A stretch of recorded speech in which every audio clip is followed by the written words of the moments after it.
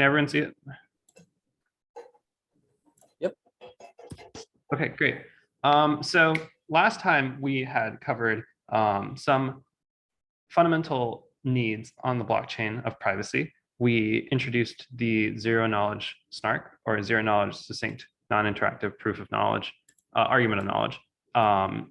And we spent all of last time defining what exactly this term means. We went through each of these words: knowledge, argument, non-interactive, succinct, zero knowledge. And we had finally gotten to a point where we were comfortable saying that, like, we know what we're arguing when we talk about a SNARK. So if we were to go back and very quickly review what defining a zk-SNARK is, we start with the argument that we're trying to prove about, like, what exactly are we trying to show from the prover standpoint to the verifier that we know. And that is fundamentally two categories of knowledge: some public knowledge, some private knowledge. Then there are two parties involved, like the prover, who knows both the public and the private knowledge, and the verifier, who only knows the public knowledge. And then here in particular, the knowledge the prover wants to show the verifier that they know is the private part. So both of them already know the public part, but the prover knows the private part, and they want the verifier to know that they know it. But as we'll get to when we talk about zero knowledge, the prover wants to show this without revealing what the private information is. Then we get to the argument part, where we formalized an arithmetic circuit, which is a way of expressing an argument and expressing sort of a test, really. It's like a circuit with some addition and multiplication gates that can be very expressive. And so it can express really complicated systems like SHA-256. The hash function could be expressed as an arithmetic circuit. But when the arithmetic circuit evaluates to zero, that is, so to speak, sort of arguing that something is true. When it doesn't evaluate to zero, then it's like that the argument wasn't true. So the prover wants to prove to the verifier that they know what W is, which is the private knowledge, and they draft up this arithmetic circuit to try to show this. And then the non-interactive part here is that when the prover is trying to show the verifier that they know what the private information is, they want to do this with only one direction in communication. So the prover talks to the verifier, but the verifier does not talk back, and it doesn't lead to a exchange. It is expensive to talk back and forth on the blockchain. So the proof system has to have communication that's one way from the prover to the verifier. And then that way we introduce the formal framework for a zk-SNARK, which is that the prover produces a proof using the X and the W, the X again being the public information, W being the private information, also known as the witness. And then the verifier takes as input the public information X and the proof, and outputs yes or no whether it believes the prover or not. And we also include in here a setup algorithm S, in addition to the prover and the verifier. The setup algorithm just produces some setup information that is useful to the prover and possibly the verifier. This setup information is typically just generating some randomness. And then that way the prover then accepts an additional parameter, which is the setup information for the prover, and the verifier accepts the additional parameter, which is setup information for the verifier. But everything else is still the same. And so this whole system of the non-interactive argument of knowledge, the bolded words over here, then has to satisfy these two properties. The first one is completeness, which is to say that if the prover does know correct witness such that the arithmetic circuit evaluates to zero, then the verifier should always accept. And then the second requirement of proof of knowledge, which basically says if the prover does not know a valid witness, the prover doesn't know valid private information, then the verifier cannot accept the prover's proof except with very, very small probability epsilon. So it's to say that this proof system must first work if the prover is honest, and then also must reject it if the prover is dishonest. And then the last part of the SNARK that we covered is the succinct requirement, which is the hardest requirement, which is that there are some runtime requirements here. The prover has to run in a certain amount of time or less, the proof has to be a certain length or less, and the verifier has to run a certain time or less. And then the last part of the zk-SNARK is the optional part, which is the zero knowledge part. Not all SNARKs are zero knowledge, but a zero knowledge SNARK is one where the proof that the prover sends doesn't reveal anything about the private knowledge that they know. There's a formal definition involving a simulation here that we covered last time, but we'll skip. And in particular, the zero knowledge part of a SNARK is not that hard to generate once you have a snark that works in and of itself. If you have a snark, you can turn into a zero knowledge snark pretty easily by injecting some more randomness into the arguments. So that's how we got ourselves to the beginning of this presentation. We'll start by talking about a few types of zk-SNARKs. We gave a broad overview last time of what every snark and every zk-SNARK has to satisfy, but there are some different ways of approaching this requirement. Snarks are distinguished by the setup that they run. In particular, there are transparent snarks. There are snarks with trusted setups.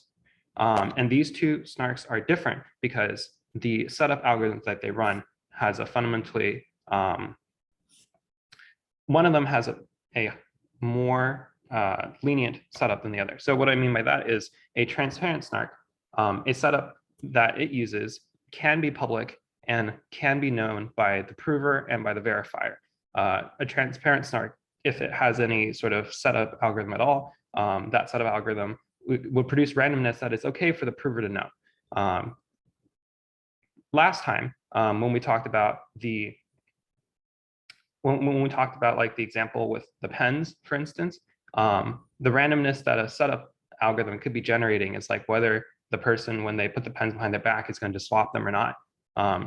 That's an example, though, of randomness that it would not be good for the prover to know ahead of time. And so in that case, it would fall into the second category, which is a snark with a trusted setup, where the setup algorithm needs to be trusted to not reveal its randomness to the prover.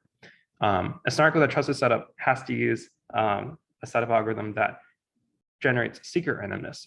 If the secret randomness were learned by the prover, then it would compromise the proof system, because then the prover would be able to cheat if it knew what the randomness was.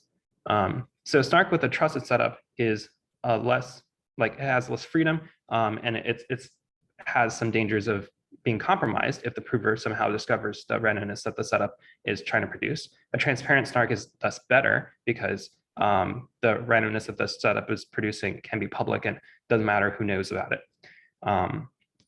So people will talk about snarks in terms of these two broad categories.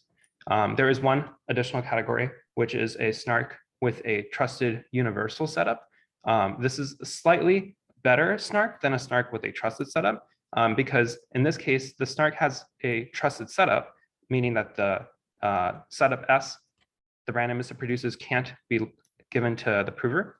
But the universal setup is slightly more general because the setup can create the same randomness, and the same randomness can apply for a whole bunch of different circuits, and it doesn't have to create new randomness for every circuit that we encounter. So remember when we talked about the definition of the setup algorithm, that it takes as input the circuit that is being used and then produces the randomness? A snark with the universal setup means that it's not going to be able to produce the same randomness no matter what the circuit is. It does still want to keep it secret, possibly, but it can be a little bit more general like that, and it doesn't have to run differently for every specific circuit that it encounters. So after talking about that last bit of defining a snark, I wanted to talk about a few of the snarks that we have in practice. So this is a big table of some of the recent snarks that were invented at the time of 2019. There have been some more since then, and some of the defining characteristics of them.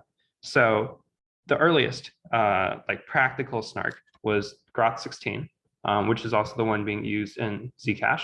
The Groth16 snark and all the other snarks in this list, you can think about them and some of the characteristics. One of them being like what I just described a moment ago, which is whether they're transparent or trusted setup. But you can also think about how much time it takes for the verifier to verify the snark, and how long the proof is. So the shorter the proof, the better.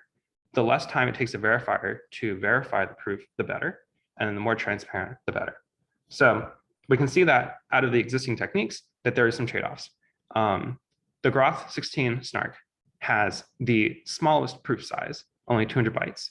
It has the fastest verifier time, which is constant, but it is not a transparent snark. It is a snark with trusted setup, and the trusted setup is not universal either. A few years later, Plonk, which is also a very popular snark, was created. Its proof size is slightly bigger. Its verifier time is still constant, but it also requires a trusted setup. This trusted setup can be universal, though, so it doesn't have to reset its setup every time it encounters a new circuit. So in that way, it's an improvement, but it trades off by having a larger proof size. I have a quick question about trusted zk-SNARKs. There was the idea of like a one-way, like non-interactive proof, but then it seems like when you have the trusted setup, it requires a little bit of interaction. Is that the case, would you say? So I think what's maybe a little bit confusing here is there is some communication that doesn't go from the prover to the verifier. That communication goes from the setup to the prover and from the setup to the verifier. So recall this construction of the SNARK, which is that we have three algorithms: the setup, the prover, and the verifier. The setup runs first. It creates two batches of information, one for the prover and one for the verifier. And the setup algorithm sends those to the prover and the verifier. Afterwards, the prover creates a proof. The verifier accepts the proof. So the prover talks to the verifier only once. The verifier never talks to the prover. It's just that both of them receive some randomness from a third party. Whether it's a trusted setup or it's a transparent setup just tells us how much this setup algorithm needs to keep hidden from the prover the portion of the information for the verifier. So when the setup algorithm sends some information to the prover, we have to think the prover might be honest, but the prover might be dishonest. And the verifier's job is to like weed out the dishonest provers. But if the prover gets leaked the setup information that the verifier was supposed to receive somehow, some way, maybe because it's just like publicly sent out onto the blockchain or something, the prover could use that information that it's not supposed to know to cheat. And a trusted setup SNARK will fall victim to this, but a transparent SNARK will be robust to this. So a transparent SNARK, even if the prover somehow gets their hands on the SV or the information for the verifier, it will not compromise the proof. Okay, sweet, thanks. And so when there's this like third party running the setup, is that third party, like in practice, how does that third party normally appear? Is it like like Coinbase could be the third party, or like? Yeah, I mean, great question. So there have been some really notable instances where people wanted to create SNARKs with trusted setups. I think there was some example with Ethereum or something way back in the day where they made a big ceremony out of creating the trusted setup randomness. They flew someone on a plane. Why did they fly someone on a plane? So that they could detect like their signals from the computer, and then they would generate their randomness on the plane. Wow. Destroy the laptop that it was generated it on. So that way the trusted setup isn't compromised. Like that information about what the randomness was in that particular instance never ever gets leaked to anybody else. So there are like elaborate ceremonies that get produced for the trusted setup SNARKs. They are not required for the transparent SNARKs. Because in transparent SNARK, I can literally just generate randomness on my computer and be like, hi everyone, this is the randomness. Here, go have fun with it. Yeah. Perfect. Okay, thanks. Great question. So returning to the list of like SNARKs that have appeared over time, then we get to the last three SNARKs, which as you can see, the last three SNARKs are all transparent SNARKs. But the trade-off with all of these is that the proof size is a lot bigger, kilobytes in size or larger, and they're now like not constant anymore. They're proportional somehow, like log or log squared, to the size of the circuit. So the bigger the circuit is, the more complicated the problem is, the longer your proof is going to be. The verifier time here is also growing longer and growing slower. So the Stark class of SNARKs has a log squared time in the size of the circuit. Bulletproofs, which are actually smaller in size. The bulletproofs have smaller size than the Starks, but the bulletproofs have a longer verifier time than the Starks. And I put this one in red because if you paid very special attention to the succinct part of last time's lecture, you would notice that bulletproofs are not actually succinct enough. Bulletproofs, verifier time is supposed to be less than linear in the size of the circuit, but bulletproofs, the verifier has to take linear in the time of the circuit. The reason this is okay is because the bulletproofs have really, really, really short proofs. And so as the name suggests, they're good for situations where your circuit is small. So it doesn't matter that you're linear in the circuit size, but you want your proofs to be very short. And so that's the case where you'd use a bulletproof, even though it is not succinct enough on the verifier time. And then, of course, newer and newer snarks are being generated that are both, making headway on like how long the proof has to be, and also making headway in making the verifier time faster while remaining transparent. So nowadays, I think there's a lot more research into tons of new snarks that some of which are like quantum robust. So like if we someday have quantum computers that can like, disrupt some parts of cryptography, that the quantum robust snarks will still work, that there won't be a way for a dishonest prover to like compromise those snarks, even if that technology comes about. So that there's a lot of interesting directions of research that these snarks are going in. Now that I talked about the definition of the snarks from beginning to end, we're going to spend the rest of this lecture talking about applications of snarks. So we're not going to get to the part about building snarks quite yet, but we're going to talk about some of the key ways that snarks have been used in the blockchain already. Questions before I move on to snark applications about any of the stuff that I just talked about? Oh yeah, Bill, thanks for this part. So I'm wondering, for like bulletproofs and supersonic, do you know any like blockchain projects that have resulted from them? I know like for the previous three, they have all resulted in like some blockchain projects and tokens. Yeah, I think I'm going to cover one of the applications has bulletproofs involved.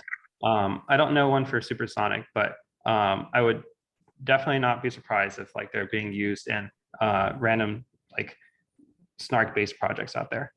Yeah, sounds good. Thanks. Also, yeah, thanks. Yeah, for the question. These are also slightly outdated, so they're like from 2019. There are definitely like much newer snarks that are probably being used more than these nowadays. So you'd probably want to also go and Google some of those, just like state-of-the-art snarks. Okay, so let's talk about our first snark application. The first snark application is also the one that you've probably heard of the most. It's called rollups.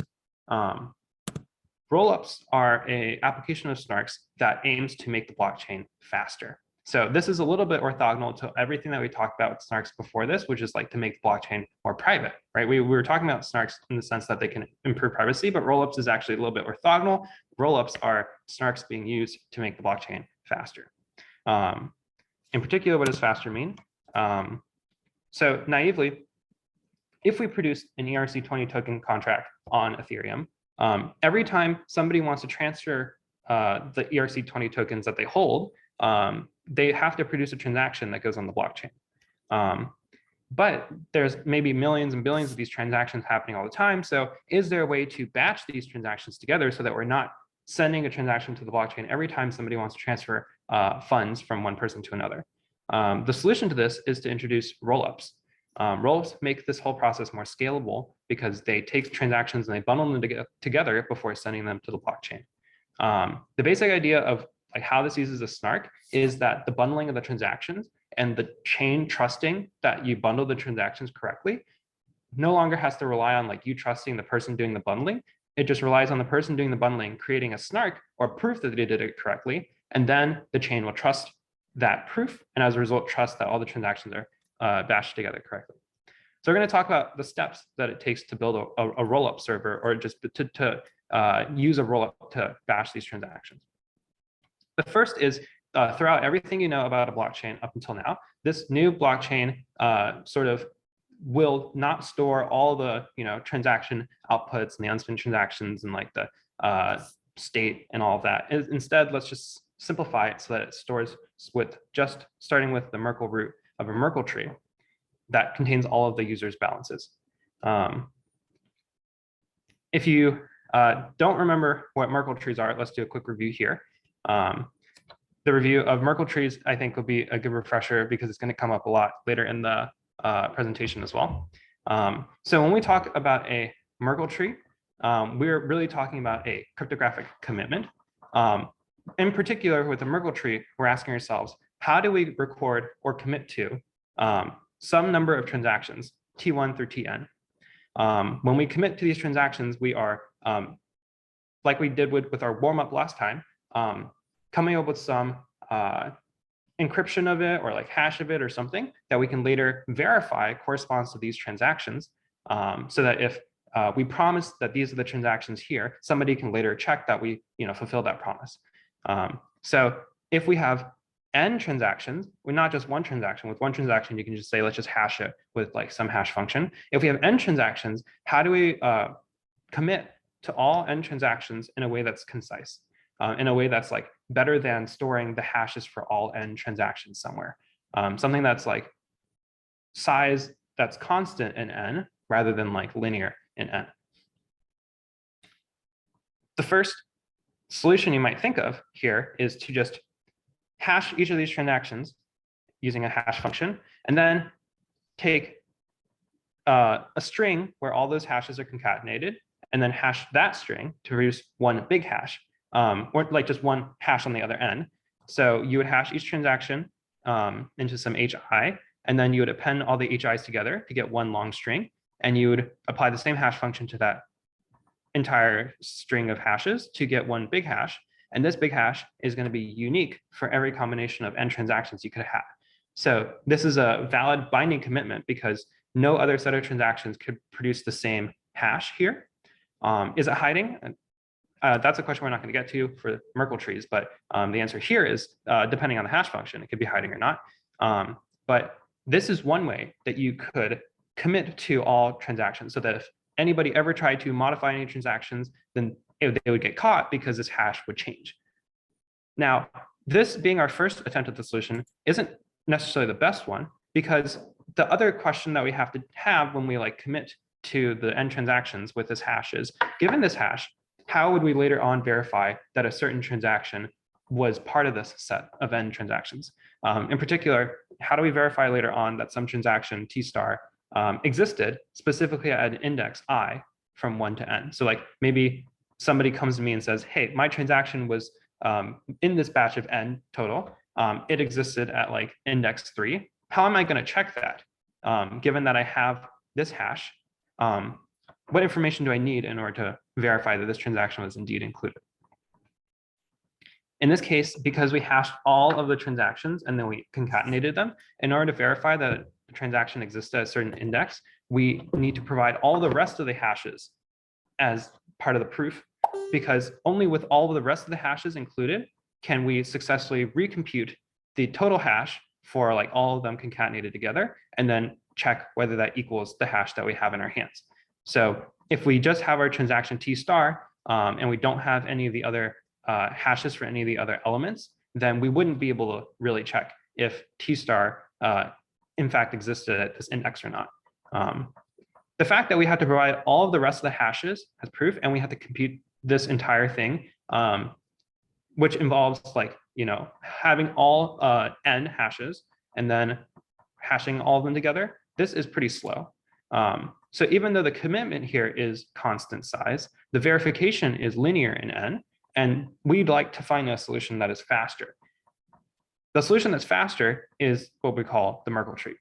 So instead of hashing each transaction and then concatenating them all together and just recording one hash, which is like the hash of all of them combined, we will instead use a binary tree.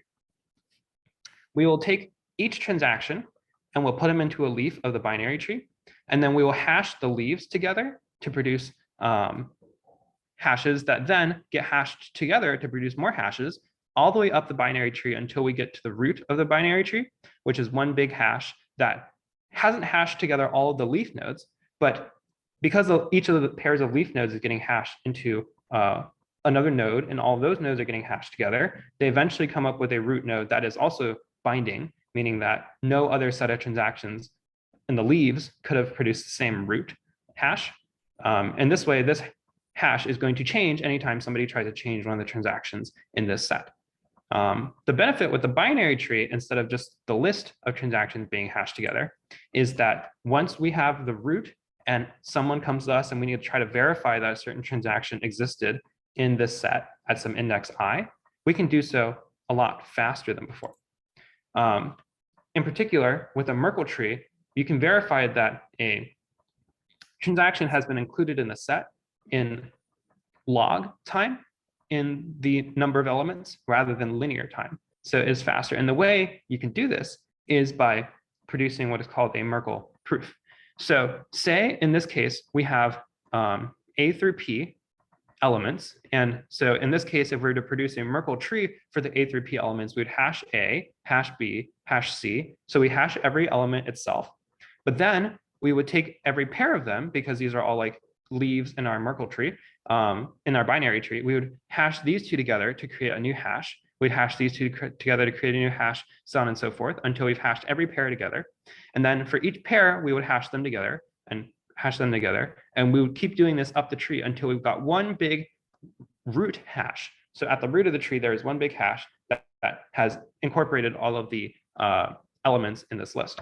Then when we're trying to verify that, say, the element K is in the set, previously we would have had produced the hashes for all of the other elements in order to be able to check that the hash that came out the other end is the same, that it matches. But in this case, because we've been hashing using the binary tree, we don't have to show all of the rest of the hashes in order to show that this one is valid. We just have to show all of the hashes that bumped into it on its way to go from the leaf to the root.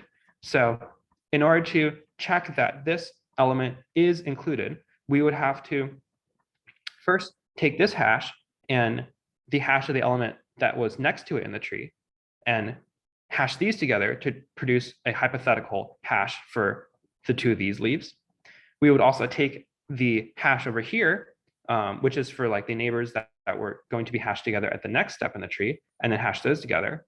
And then we repeat this process until we've hashed our way all the way to the root. And so only the hashes in dark blue, so this hash over here corresponding to the left half of the tree, this hash over here corresponding to the right 1/4 of the tree, this hash over here, and this hash over here, only those hashes are required to be handed over in order for us to eventually verify does the combination of these hashes, and then the combination of these hashes, and the combination of these hashes, and then the combination of these hashes result in the same root that we saw before. If the root is the same as the one that we've been holding on to in our hand, then we know that this element K is indeed in this spot in the Merkle tree. And if the hash that we produce from this process is not the same as the one we're holding in our hands, then we know that this element K is not part of the tree. In this process, we have successfully just reduced the number of elements that we have to hand over from all the rest of the ones in the set to just the ones that it encounters on its way from the leaf to the root. Questions about the way a Merkle tree is set up?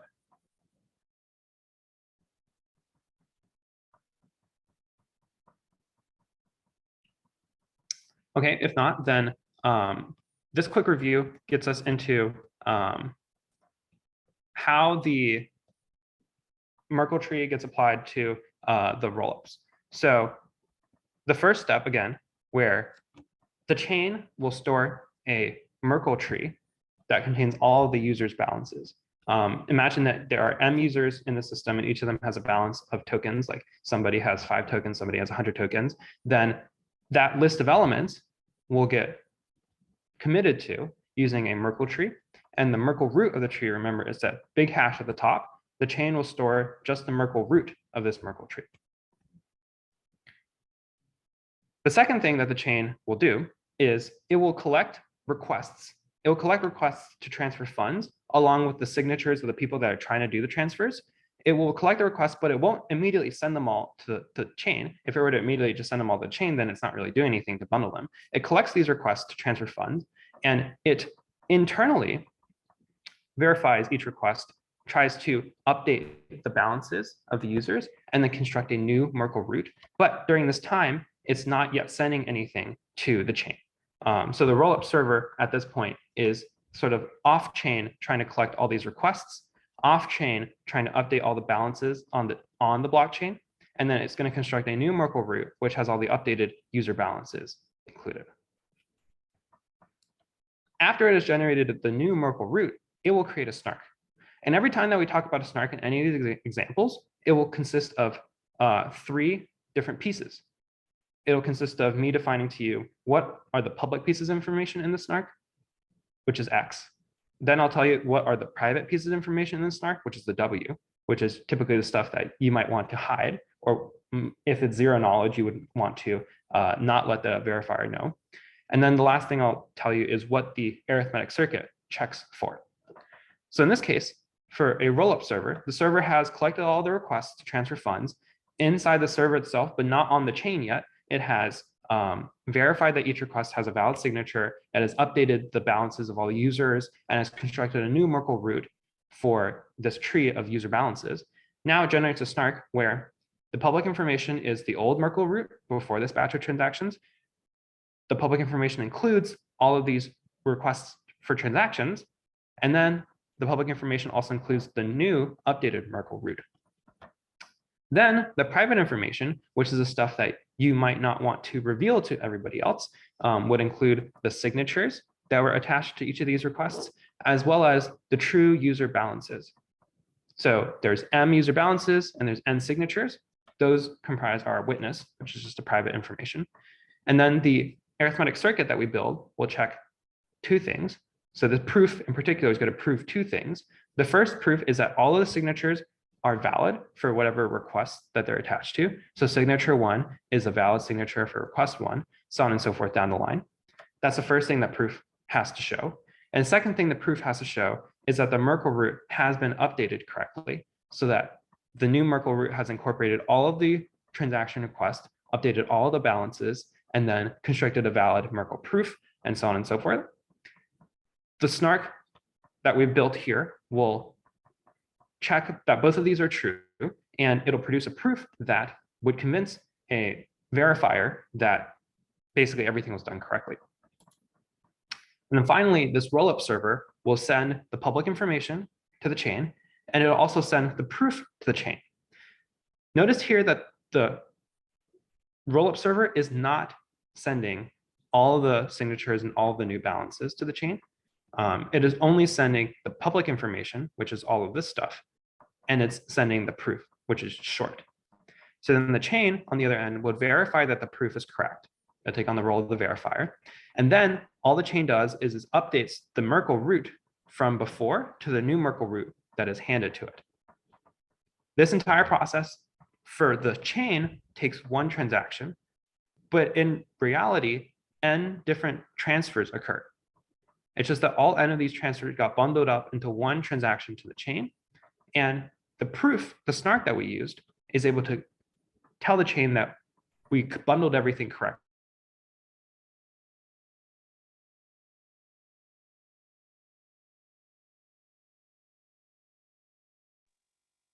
Hello? Correctly, but the chain doesn't have to go and. Oh. Yeah, Cole? I think I lost Bill for like 30 seconds. I'm not sure if it was just me. No, yeah, it was me too. Maybe you could say the last sentence. Say the last sentence.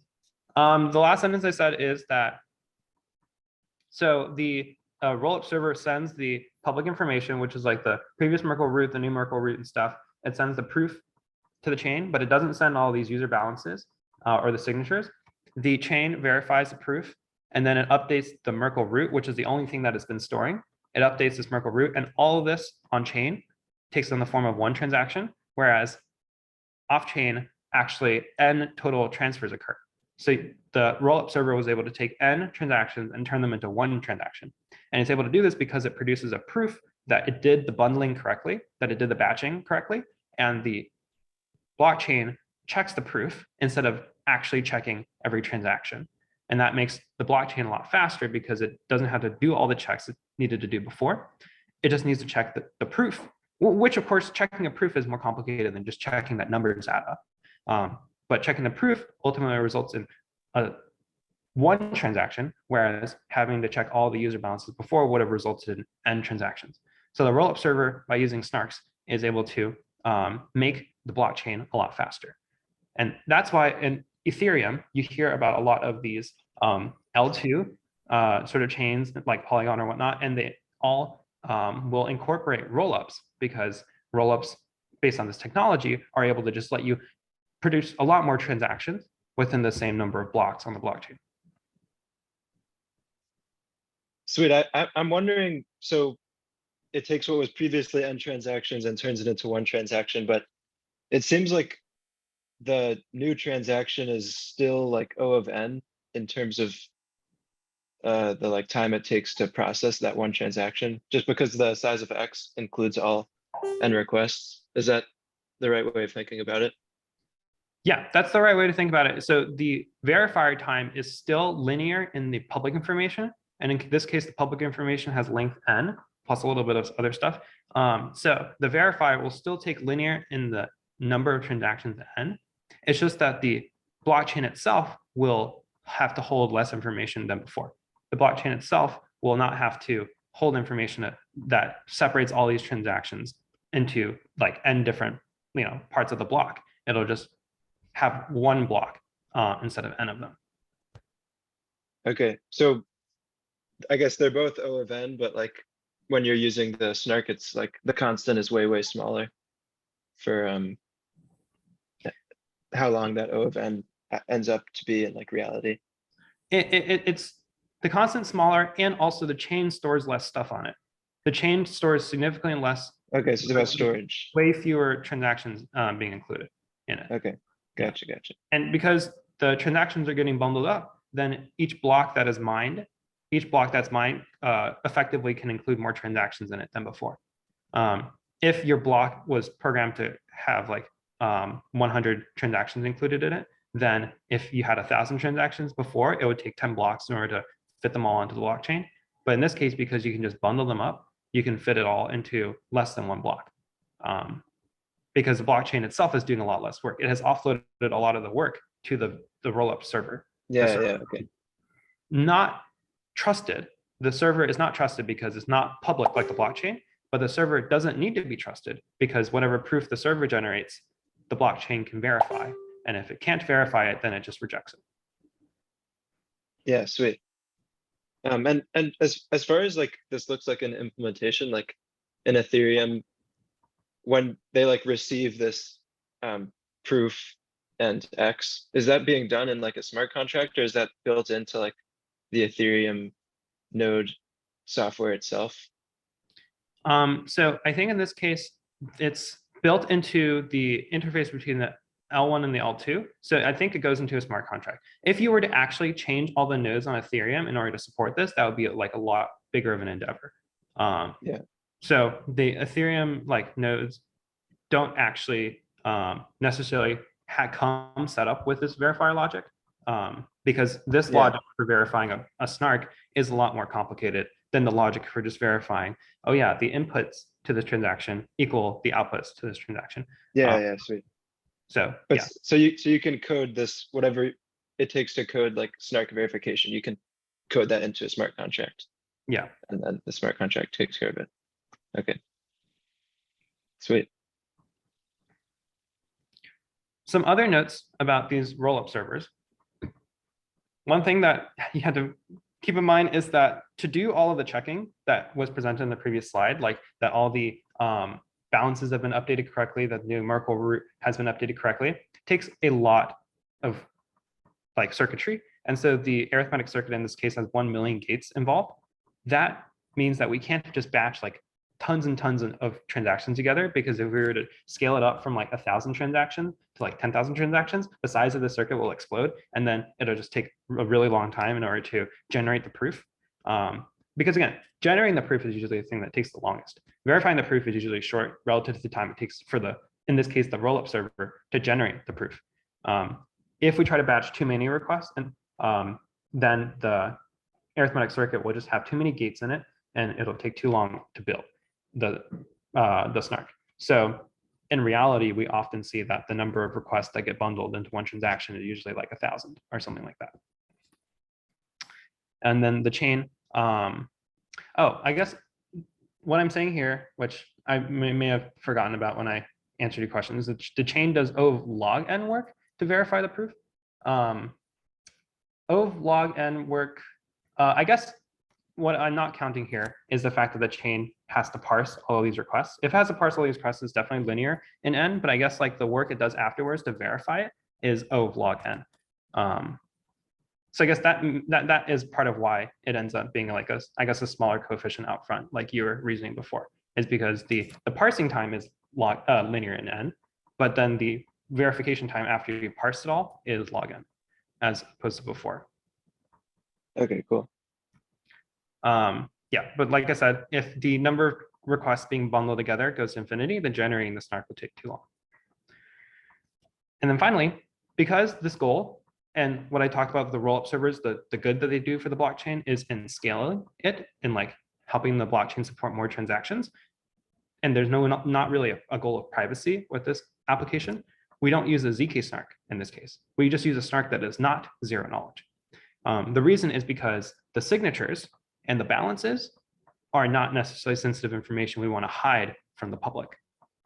If we were doing this on a plain blockchain, everyone would see the signatures anyways, and everyone would see all the balances anyways. So in this case, because we don't necessarily need to hide all these pieces of information, even though we call them the witness, we don't necessarily need to hide it. It means that we don't have to make the snark zero knowledge.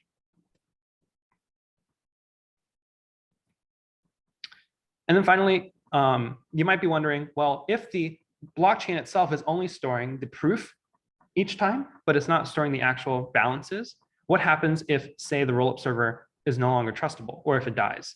Do people just lose their balances because you can't reverse engineer the balances from a proof? Like, is that a worry that you have to like trust that the server will always stay up? Otherwise, like, does the fact that the rollup server plays such a pivotal role mean that the entire blockchain gets shut down? The answer is no. That the rollup server, we don't have to depend on it to always be alive. If the rollup server dies, we can use the public information that got sent to the chain. Remember the public information being like the previous Merkle root, the requests that were included, and the new Merkle root. We can use that public information, and we can use the proofs that we had sent to the chain, and we can reconstruct all the balances so we can make up for the work the rollup server did. And we can bootstrap our way back to a functioning chain, even if the rollup server does not function anymore. Questions about this first application of SNARKs?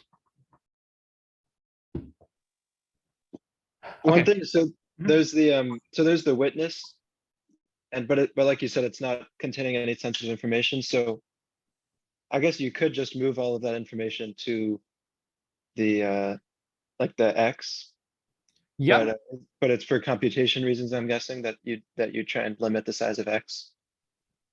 Yeah, so that's a great point. In this case, because we don't care what goes in X and what goes in W, you could technically change what goes in each of them. The way that the snark is constructed right now is so that what you're sending to the chain is the minimal information required so that you could like later verify things. Because the thing about the signatures and the balances is, in this case, because it's not zero knowledge, if you were the verifier, you might glean something about the witness, but you will not learn fully what the witness is either. So if I were the blockchain and I received the proof and the public information from the rollup server, based on the proof, I might be able to deduce something about whose signatures are involved or what the balances were, but I won't be able to learn all of it. And so this information right here has to be like less essential than the public information. The public information, especially these requests, are the most important part, because these requests are like, if the rollup server were to die, well, we need to reconstruct it. If we like swap this out with like the signatures, we wouldn't be able to reconstruct it. If we swap this out with the balances, I guess with the balances, you could also reconstruct it, but the balances are a lot larger, like because there's M total of those. Every single user has a balance, whereas there's only N transactions here. And we assume like M is probably bigger than N. So swapping out the balances could also help us reconstruct the blockchain in the case that the rollup server crashes, but the requests here just happen to be the most concise. Could we, in theory, still build a snark if we took all the things in the witness and put them in the public information? The answer is yes. That would still be a fine snark. It would just, be not zero knowledge, which is fine. But then the information we're sending to the chain would just be a lot more than before. Okay, awesome, thanks. Yeah, I had missed that balances goes also all the way up to M. Mm-hmm. So now we get to the second application of SNARKs, which is one that I'm a lot more excited about. The second application of SNARKs is to confidential transactions. And what exactly is the point of confidential transactions? Sometimes on the blockchain, we might want to guarantee privacy in the amounts transacted. Remember previously that we talked about mixers as a way to sort of give some privacy, because the mixers will mix up your transaction with other people's transactions on the other side. However, we had said that one large drawback of the mixer is that if your amounts transacted are a lot bigger than everyone else involved in the mixer, then people are still going to be able to tell that it was you. And so the ability for you to create anonymity and privacy using a mixer is capped at how many tokens you're willing to send to the mixer. In this case, confidential transactions are a way to guarantee privacy in the amounts that are transacted, regardless of how large those amounts are. So even if you have to send 1 million Bitcoins, it's going to be no different when an observer looks at it than if you sent like 1 Bitcoin to somebody. So unlike a mixer, confidential transactions are better at producing privacy for the amounts transacted. So how do we achieve this? The most important concept when we talk about a confidential transaction is that instead of sending numbers in our transaction, or like regarding the amounts that are sent back and forth, we're going to replace all those numbers with cryptographic commitments. So remember the warm-up we did last time. The cryptographic commitments are commitments for whatever number we were going to send before. Let's just say it's just like a message, M. The commitment takes us some input randomness so that it can be hiding, and then it produces some string, which is a commitment on the other end. Because we're replacing all the numbers in the transaction with these commitments, we're hiding what the numbers are. We're able to hide what all the numbers are. And so a transaction that looked like the first one before, which this is sort of like on the Bitcoin blockchain. So apologize if it isn't like what you'd see on Ethereum, but on a Bitcoin blockchain, say that you have its input, this unspent transaction output or UTXO from say 2 sigma for like 10 Bitcoins, and say that 2 sigma is trying to pay me my salary of like 1 Bitcoin or something. On a public blockchain, like regularly being used, 2 sigma would create a transaction that has 2 outputs. One is my address with like 1 Bitcoin that gets sent to that address. And then the other would be 2 sigma's like change address, which would take the other 9 back. And so this one UTXO is used as input, and these 2 UTXOs are used as output. But a third-party observer can very easily sort of figure out, okay, it looks like Bill is receiving 1 Bitcoin from this transaction, but maybe I don't want people to know what my salary is. So how could we change this transaction so that a third-party observer would not be able to tell that I had received 1 Bitcoin? In this case, again, we're only looking at the privacy of the amounts transacted. It's okay if people know that it's 2 sigma paying me. It's just I don't want people to know how much 2 sigma is paying me. So in this case, we're going to replace all of the amounts in this transaction. Everywhere where there's a number, we're going to replace it with a cryptographic commitment. So 10 becomes a cryptographic commitment, 1 becomes a cryptographic commitment, and 9 becomes a cryptographic commitment. And so this way, now when an observer looks at this second transaction, they're not going to be able to glean anything about how much 2 sigma is paying me. They're not even going to be able to glean how much money 2 sigma is sending and how much money 2 sigma got in its change address. They will not be able to glean any of that information. But the big question here is, sure, that's all like nice and dandy and private because like people can't, reverse engineer the input to a cryptographic commitment. But how can the miners on the chain check that this is a transaction that is valid if they don't know the numbers? If they don't know the numbers, how do they make sure that the 10 on the left adds up to the 1 plus 9 on the right? And that's where the snark comes in. So because we replace all the amounts in the transaction with commitments, we have to now build a snark that proves that this transaction was valid without having to show the miner all the numbers.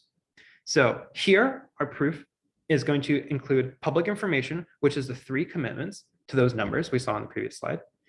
The witness, or the private information, is going to include the amounts, so like the 10, the 1, and the 9, as well as the randomness we use to produce these 3 commitments. And in this case, it is very important that this witness is protected, that this witness is hidden, because if the witness were revealed, then there would be no point in this whole thing. Like if we revealed what the amounts were in the transaction, then this is no longer private. So in this case, we had to build a zero knowledge snark. We had to build a snark that hides the information in the witness. And then finally, we build the arithmetic circuit, which will evaluate to 0 if certain things are checked correctly. The first is that the arithmetic circuit will check that each of these commitments was produced correctly. So each commitment I is the cryptographic commitment of this message or this amount, like 10 or 1 or 9, with this randomness that I put in the witness. It'll check that all the commitments are generated correctly. And then the other 2 things it'll check is what the miners on the blockchain would typically check for themselves, which is that the inputs sum up to equal the outputs. So in this case, that the 10 that was submitted as an input to this transaction is equal to the 1 plus the 9. The second thing that the miners in the blockchain have to check, and this is a more subtle one is that they have to check that all of the balances are non-negative, because the blockchain doesn't support negative balances, doesn't support negative transaction amounts. So it has to also check that the resulting outputs of like 1 and 9 are greater than or equal to 0.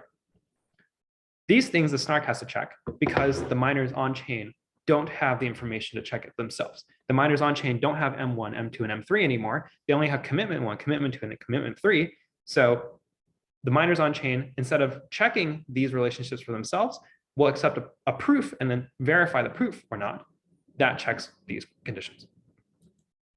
And here I'm pointing out that this is the hard part, this third part. And we'll see why this part is a hard part and not like all the rest of it on the next slide. Then after we've replaced all these amounts in the transaction with commitments and we built this Snark, we built this proof, we will just take that transaction with the commitments and include the proof as metadata to this transaction. And this proof can be a short proof, like a bulletproof. The reason why the bulletproof is useful here is because this circuit is small. The circuit only has like a few things that it's checking.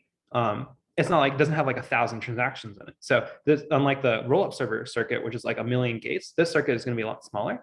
And so a bulletproof, which has a short proof length, is a really good one to use in this transaction.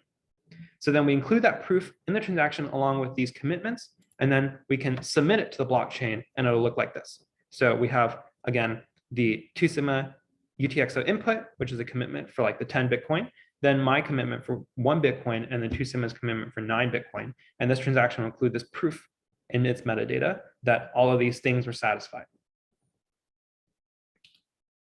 So actually, before I get to the Pedersen commitments, any questions about how we have structured the confidential transaction so far?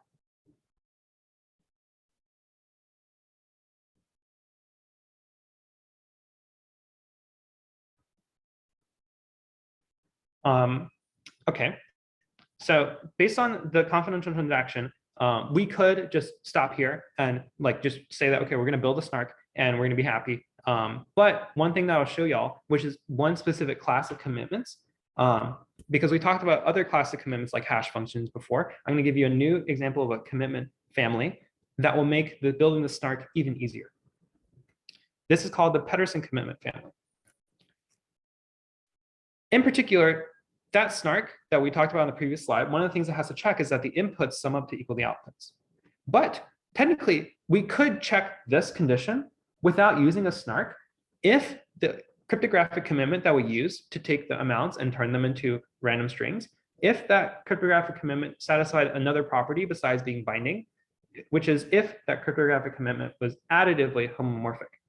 That is a long term just to say that if you take the commitment of one message and multiply it with the commitment of another message, that you will get the commitment of the sum of those two messages and the sum of the randomness. So that you can probably already tell what is about to happen. So that if I take M2 and put that in here, and I take M3 and put that in here, then on the other end, I should get a commitment that is equivalent to if I added M2 and M3 together. So that I can check the condition of the inputs summing to equal the outputs just by observing the cryptographic commitments that come out on the other side. So what exactly is a Pedersen commitment? In Pedersen commitment family, it has a bunch of these commitments in it that can all be constructed in the following way. Choose some large prime Q, and then construct a group, which is, a group is just like a set of these elements that are powers of 0 up until Q minus 1. Where we define one particular arithmetic function, which is multiplication. That multiplication between two elements of this group will function sort of like multiplication does usually, like the exponents will get added together, but we'll take the mod with relative to Q so that it'll wrap around. So that if I like have G to the Q minus 1 times G to the 2, it won't multiply together to get G to the Q plus 1, it'll get G to the Q plus 1 modulo Q, so that it'll turn into G to the 1. So this is it's just a group that's commonly defined in math, and this group is defined so that it has some large prime that governs how big the group gets, because this group has size Q, because that's the number of powers that's included in it. In the case of our Pedersen commitment, we're going to take this group and we're going to define two elements in the group, G and H. That so just like randomly selects two of these, and then our commitment function, which I'll just use as H, so sort of like a hash function, will take as input whatever message we had, some randomness, and it'll calculate G to the M times H to the R. And so this will result in some element in the group G, because both G and the H are included in the group. And when you take the exponents M and R and then you multiply them together, they're going to result in some other group element. And this randomness here, we can use any seed for randomness within the group. So the seed R could be anything 1 through Q. This resulting hash function is binding. So you can prove that this resulting hash function, every single message and every single random seed will result in a different output on the other side with very high probability. But the additional thing that this commitment is it is additively homomorphic. In this case, if we were to take the hash of the sum of two messages and the sum of two randomnesses, and we were to decompose it, we would get the product of two hashes of the messages and the randomness. So this is an example of a cryptographic commitment scheme where you can take two commitments, multiply them together, and you should get the commitment of the sum of the elements. With this Pedersen commitment, if we were using a Pedersen commitment scheme to turn all those numbers into commitments, then we could check this condition of like the inputs summing to be equal to the outputs without having to actually build it into the Snark circuit. We could do that, the miner could do that as easily as it could check not like 1 + 9 = 10. In this case, it'll just check commitment times commitment equals other commitment because of the way the Pedersen commitment is set up. Questions about the Pedersen commitment?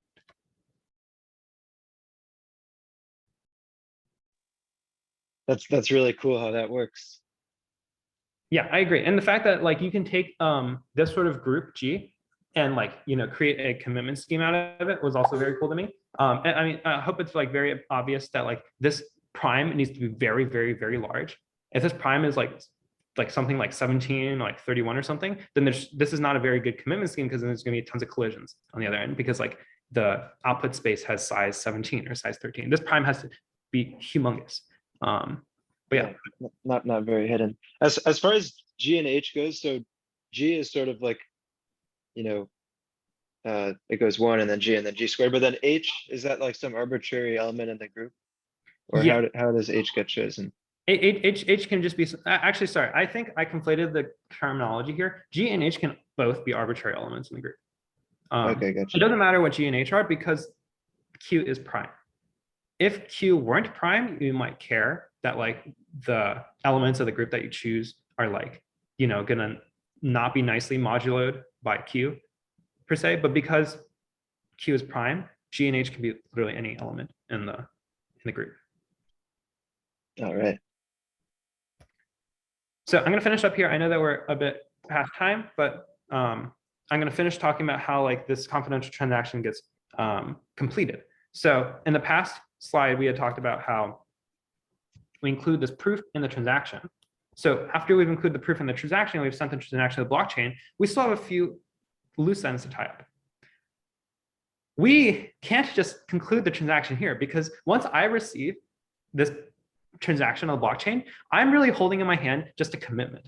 I don't actually hold in my hand the 1 Bitcoin. I don't have an ability to spend this 1 Bitcoin in the future because I can't take the commitment and turn it into a number. So 2Sigma will have to privately send me the actual contents of my part of the transaction output so that I can later construct transactions with my 1 Bitcoin in it. Because technically, I don't even know that 2Sigma paid me 1 Bitcoin. I don't know how 2Sigma created this commitment for me. And if I don't know how 2Sigma created a commitment for me, I'm not going to be able to hash it and construct transactions with it later confidentially as well. So after privately sending me this little piece of metadata on the side, the miners will then just verify some things, which is like the signatures are valid, that this proof is valid, and also verify that the UTXO that is the input hasn't been used before. Which they can verify that part because that part doesn't require checking the numbers. That part just requires like, okay, this particular UTXO, is it in the set still or has it been used before? And if that is all valid, then it will submit the transaction to the blockchain. And finally, some additional considerations to mention about how the confidential transaction works is if I if I wanted to get paid publicly, if I wanted a public UTXO, and 2 sigma wanted to keep everything private, but I said, can you please make my pay public? This sort of confidential transaction structure is amenable to that. The way it would just work is once it has 2 sigma has sent all these commitments and the proofs, 2 sigma can just send my amount and my randomness as metadata onto the public blockchain. Instead of just sending it privately to me, 2 sigma can just send it publicly to everybody. And that is equivalent to sort of saying, all right, Bill's transaction output is exactly 1 Bitcoin. There, have fun with it. But in the process of revealing what my part of the transaction output is, 2 sigma is not sacrificing its parts of the output. It doesn't reveal anything about like what its 2 commitments are. Its 2 cryptographic commitment strings are still going to keep its 10 and its 9 private, even though the 1 Bitcoin I received, and now everybody on the blockchain knows about it. But I guess you just know that there's a difference of 1 between those 2 values. Yeah, that's correct. So you know that there's a difference of 1 between those 2, but 2 sigma will still be able to safeguard like the actual numbers. And the other consideration here, of course, is that because we actually care about hiding some things this time, we don't want people to be able to see the amounts transacted or the randomness that we use to generate hashes. This snark has to be 0 knowledge. It can't just be one of those non-zero knowledge snarks. This one actually has to be 0 knowledge. Okay, questions about this snark application? And I gotta say, I apologize very heavily because I feel like we are not covering as much ground as I wish we were, because we actually have 2 more snark applications that I didn't get to cover. We didn't get to cover Zcash, and we didn't get to cover Tornado Cash either, which are also like the more complicated examples. So I'm not quite sure what, like, I guess we can stop recording.